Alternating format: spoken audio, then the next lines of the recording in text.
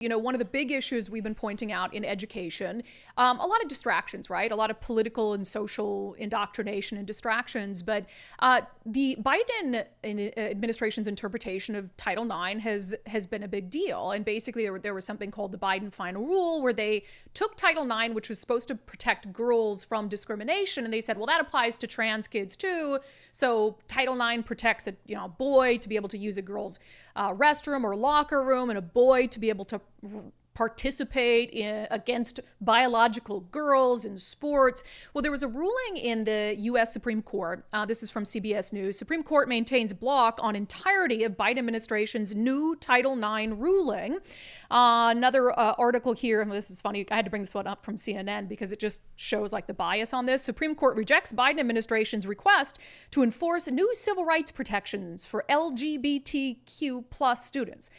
Like, no, we're talking just about the T here. Mm-hmm. Like, there have been protections for nobody's like telling a girl because she's a lesbian, you can't use the girl's bathroom. Right. It's like that has nothing to do with it. So anyway, it's kind of a complicated ruling, but essentially what it means is for the red states that sued over this, I believe it's 26 states, they, according to the U.S. Supreme Court, can continue to use the old, real, true interpretation of Title IX, which doesn't protect a biological boy from using a girl's bathroom. It doesn't give a biological boy the right under Title IX to be able to compete in girls' sports.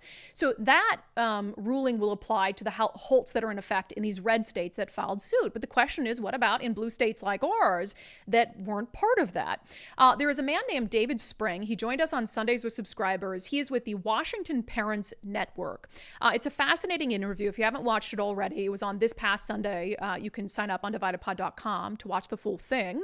But he is very knowledgeable on this. He has an interesting story. He was just a dad. I mean, he has a background in relevant issues, but he is a dad. 2017, at his daughter's high school, they started letting boys use the girls' bathroom and locker room. And she was like freaked out, and he was freaked out. And so he just like went on this crusade to try to turn things around because he saw that as a violation of the intent of Title IX. So he said, with the help of the Washington Parents Network, essentially what needs to happen now is they need to have a court here, use that now precedent set in the U.S. Supreme Court to try to change how Bob Ferguson and how Chris Reykdal are interpreting Title IX. So basically, there has to be some effort to force them into complying with this U.S. Supreme Court case that impacted the red states. So I just wanted to play a clip of my conversation with David Spring.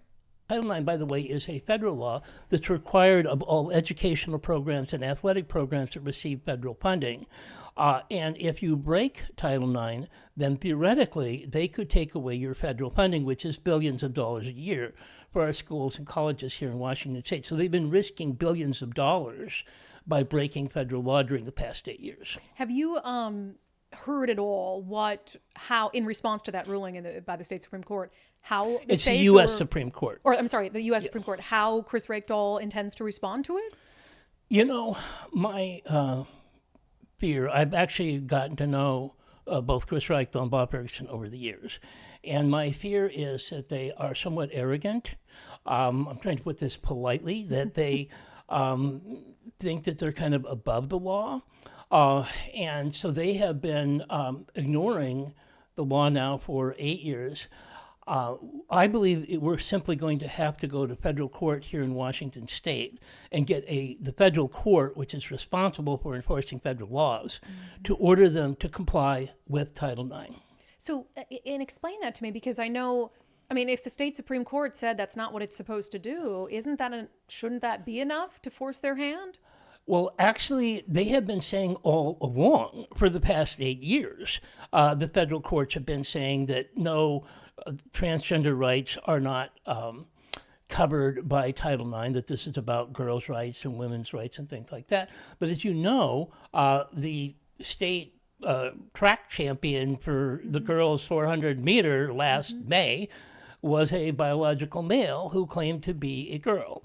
And so we are in kind of a unique state where they have been kind of ignoring this law for a long period of time. I unfortunately think that the only way we're going to get either one of them to comply with the law is to have a federal court in Washington state order them to comply with the law.